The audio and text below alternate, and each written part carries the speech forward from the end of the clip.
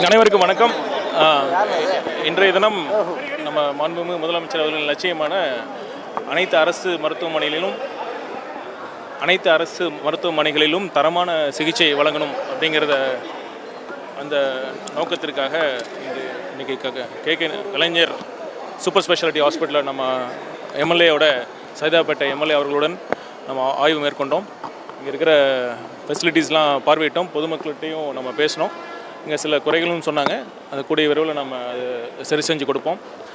அப்புறம் முக்கியமாக நேற்றைய தினம் பார்த்திங்கன்னா நம்ம சுப்ரீம் கோர்ட்டில் சூப்பர் ஸ்பெஷாலிட்டி சம்பந்தமாக ஒரு தீர்ப்பு வந்தது. அதை பற்றி முன்னாள் முதல்வர் அவர்கள் கூட ஒரு அறிக்கையை வெளியிட்டிருந்தார். அதை நான் என்னோடய பதில் அறிக்கையாக நான் என்னோடய ட்விட்டர் அக்கௌண்ட்டில் நான் பதிவு செஞ்சுருந்தேன். இன்னொரு முறை நீங்கள் மக்களுக்காக நான் தெளிவுபடுத்த விரும்புகிறேன். பார்த்திங்கன்னா அந்த ஒரு முன்னாள் முதல்வர் அறிக்கையில் பார்த்திங்கன்னா ஏதோ முதல் முறையாக இது மாதிரி தமிழ்நாட்டில் இருந்து ஒரு சூப்பர் ஸ்பெஷாலிட்டி உயர் சிறப்பு மருத்துவ இடங்களெல்லாம் ஒன்றிய தொகுப்புக்கு வழங்கப்பட்டது போல் அவர் அறிக்கையில் இருந்தது. ஆனால் என்ன உண்மை நிலவரம்னா பார்த்திங்கன்னா 2024 119 இடங்கள், அப்புறம் 2025 145 இடங்கள், அதாவது சூப்பர் ஸ்பெஷாலிட்டி இடங்கள் ஒன்றிய தொகுப்புக்கு நம்ம மாநில அரசால் சரண்டர் செய்யப்பட்டது.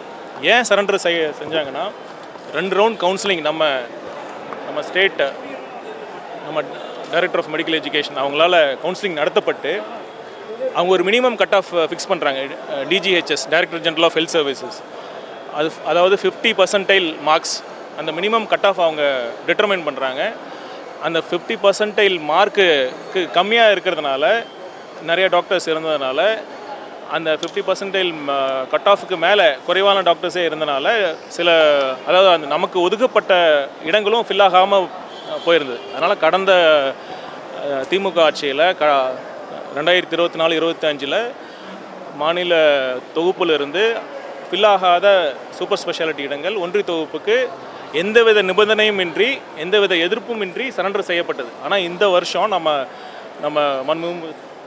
தமிழக முதல்வர் அவரோட ஆட்சி வந்ததுக்கப்புறம் பதவியேற்றதுக்கப்புறம் இந்த வருஷமும் அதே பிரச்சனை வந்தது. நம்ம பார்த்தோன்னா சுப்ரீம் கோர்ட் டைரக்ஷனே கொடுத்தாங்க. நீங்கள் அன்ஃபில்டு சீட்ஸ் 2 ரவுண்ட் கவுன்சிலிங் முடிந்த பிறகு ஃபில் ஆகாத சீட்ஸை நீங்கள் உடனடியாக ஒன்றிய அரசுக்கு ஒன்றிய தொகுப்புக்கு நீங்கள் சரண்டர் செய்யணும்னு சுப்ரீம் கோர்ட் ஜட்ஜ்மெண்ட் சொன்னாங்க. ஆனால் அதை சரண்டர் பண்ணல. அதை ஹெல்த் செக்ரட்டரி மேலே கண்டெம்ட்டும் சுப்ரீம் கோர்ட்டில் கண்டெம்ட் கேஸும் ஃபைல் பண்ணிட்டாங்க. நம்ம சுப்ரீம் கோர்ட் ஆர்டர் கொடுத்தோம், இன்னும் ஏன் சரண்டர் பண்ணலன்னு சொல்லி அதை எதிர்த்து நாம் ஒரு ரிட் பெட்டிஷன் ஃபைல் பண்ணோம்.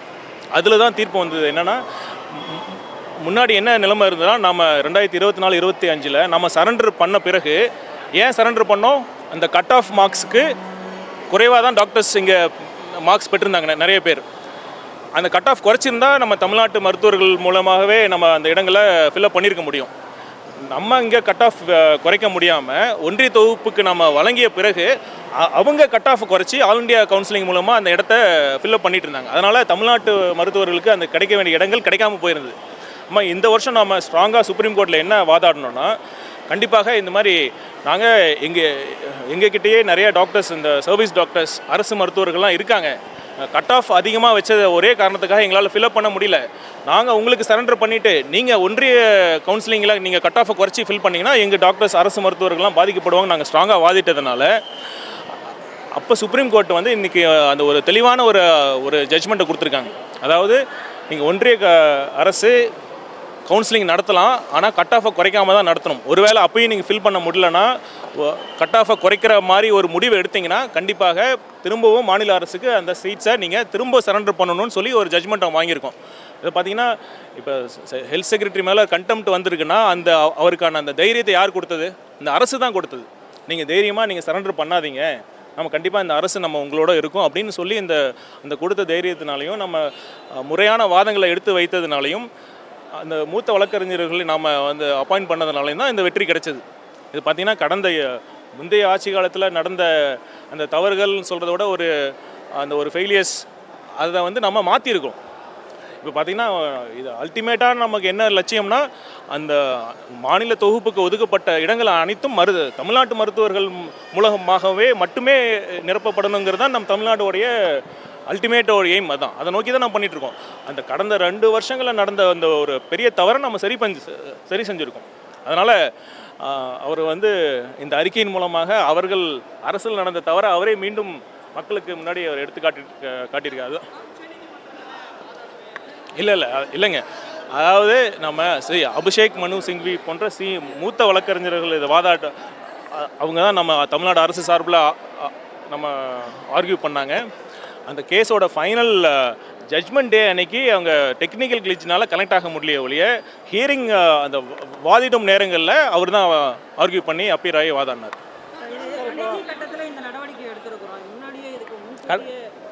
கடைசி கட்டத்தில் இல்லைங்க, பார்த்தீங்கன்னா உரிய நேரத்தில் தான் நம்ம சரண்டர் பண்ணாமல் அந்த சுப்ரீம் கோர்ட் ஜட்ஜ்மெண்ட் வர வரைக்கும் நம்ம சரண்டர் பண்ணாமல் தான் இருந்தோம். அதனால் வந்தது பிறகு தான் அந்த கண்டிஷன் சுப்ரீம் கோர்ட்டோட கண்டிஷன்ஸை படி தான் நம்ம சரண்டர் பண்ண போகிறோம். இல்லை பார்த்தீங்கன்னா அந்த ஹாஸ்பிட்டல் டிசைன்லேயே அப்படி தான் இருக்குது. இவ்வளோ பெரிய ஹாஸ்பிட்டல் தான், அதாவது கடந்த ஆட்சியில் கட்டப்பட்டிருந்தாலும் ஒரு பெரிய ஹாஸ்பிட்டல் தான், நிறைய வசதிகள் இருக்குது. ஆனால் பார்த்தீங்கன்னா இவ்வளோ பெரிய ஒரு ஃப்ளோரில் ஒரு இடத்துல மட்டுமே கழிவறைகள்லாம் இருந்துருக்கு. ஸோ அது நம்ம கண்டிப்பாக இன்னும் பொதுமக்களுடைய தேவையும் எத்தனை ஆயிரக்கணக்கான நோயாளிகள் நம்ம அவுட் பேஷண்ட்ஸ்க்காக டெய்லி வராங்க. இதுக்கு கழிவறை வசதிகள் தேவை இன்னும் அதிகமாக இருக்குது. நம்ம பிடபிள்யூட்ட பேசிட்டு வேறு இன்னும் அதிக அளவில் நம்ம கழிவறைகளை ஏற்படுத்தி கொடுக்க முடியும். நம்ம எப்படி இதே மருத்துவமனையில்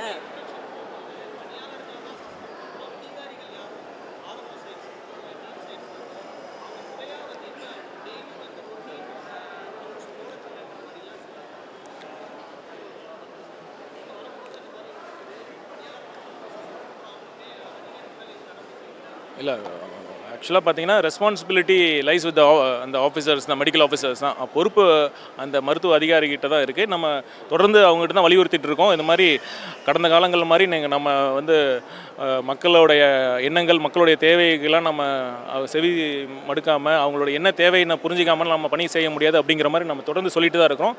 இந்த மாற்றங்கள் இது கண்டினியூஸ் ப்ராசஸ். கண்டிப்பாக வருங்காலங்களில் இந்த மாதிரி எங்கெங்கெல்லாம் சில கேப்ஸ் இருக்கோ அதெல்லாமே நம்ம சரி செய்ய அனைத்து நடவடிக்கைகள் எடுப்போம்.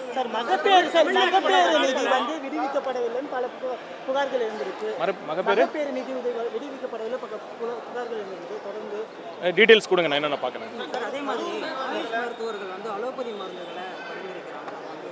யாருங்க? ஆயுஷ் மருத்துவர்கள் அலோபதி மருந்துகளை தனியாக கிளினிக் நடத்தி பரிந்துரைக்கிறதா பல இடங்களில் குற்றச்சாட்டுகள். அதே மாதிரி பதிவு செய்யாத மருத்துவர்களும் அங்கங்கே கிளினிக் வச்சு பண்ணியிருக்காங்க. திருவேற்காட்டில் கூட இந்த மாதிரி இல்லை, ஆயுஷ் வந்து சில மெடிசின்ஸை ப்ரிஸ்கிரைப் பண்ணலாம். நீங்கள் ஏதாவது ஸ்பெசிஃபிக்காக அந்த மாதிரி இருந்ததுன்னா சொல்லுங்கள், கண்டிப்பாக இது மாதிரி அது ஆக்ஷன் எடுக்கலாம்.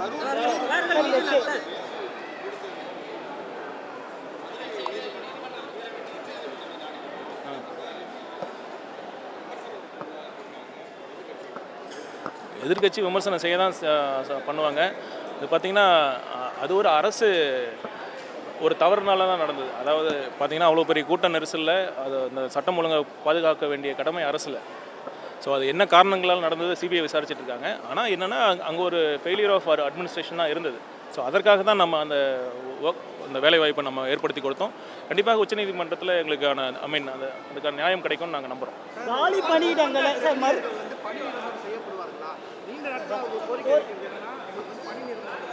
இல்லை, இந்த கோரிக்கை பார்த்திங்கன்னா இப்போ கடந்த காலங்களில் அது பண்ணாமல் இருந்தாங்க. அது நம்ம மாண்புமிகு முதலமைச்சர்கிட்ட அந்த கவனத்துக்கு எடுத்துகிட்டு போய் உரிய நேரத்தில் ஒரு நல்ல முடிவு எடுக்கப்படும். இந்த துறையில் லேப் டெக்னீஷியன்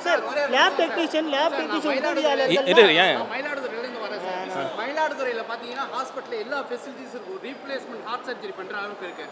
ஆனால் ஒரு எமர்ஜென்சிக்கு ஒரு டாக்டர் அட்டன் பண்ணுறது கூட ஃபெசிலிட்டி எல்லாருமே report to Thiruvarur, report to Thanjavur தான் டைவர்ட் பண்ணிக்கிட்டு இருக்காங்க. இப்போ பாருங்கள், எங்கள் அப்பா அம்மாவுக்கும் மாதம் நான் அங்கேருந்து 3 நாள் இங்கே தங்கி ட்ரீட்மெண்ட் கிடைக்கிறேன். ஏன்னா இங்கே தான் எனக்கு எல்லா அக்சசிபிலிட்டியுமே கிடைக்குது. இதே மயிலாடுதுறை எந்த ட்ரீட்மெண்ட் பார்த்தீங்க? மயிலாடுதுறையிலேருந்து ரெஃபர் பண்ணுறாங்களா? மயிலாடுதுறையிலேருந்து பார்த்தீங்கன்னா ஏதாவது ஒரு எமர்ஜென்சி போனால் டேப்லெட் இருக்க மாட்டேங்குது. எந்த ஒரு எமர்ஜென்சி கேஸ் ஷீட் மாற்றி உங்களோட கேஸ் என்ன? இல்லை பேஷண்ட்ஸ் என்ன கேஸுக்கு வந்திருக்காங்க? இங்கே நான் வந்து டயபாலஜிக்கு இன்டர்வென்ஷன் ரேடியாலஜிக்கு ஆமாம் அங்கே கிடையாது. பட் இன்டர்வென்ஷன் ரேடியாலஜி இங்கே இருக்காது சார். இங்கேருந்து நான் டேப்லெட் கூட சரியாக கிடைக்க மாட்டேங்குது டிஸ்ட்ரிக்ட். அந்த எல்லாமே அது வந்து பார்த்தீங்கன்னா மாவட்ட தலைமை மருத்துவமனையில் தான் அந்த வசதி இருக்குது. இன்டர்வென்ஷனல் ரேடியாலஜி சார் அங்க இருக்க இன்ஃப்ராஸ்ட்ரக்சர் அவ்வளவு இருக்கு ரீப்ளேஸ்மென்ட் ஹார்ட் சர்ஜரி சரி. பண்ற எல்லா ஃபெசிலிட்டிஸ் சரி. ஆனா டாக்டர்ஸ் கிடையாது சரி, சரி. எம்எஸ் கிடையாது ஒரு எம்டி கிடையாது ஒரு ஸ்பெஷலிஸ்ட் பர்சனே கிடையாது சரி கண்டிப்பாக சார் பார்க்கலாம் இப்போ ஒரே நடுவு தேங்க்யூ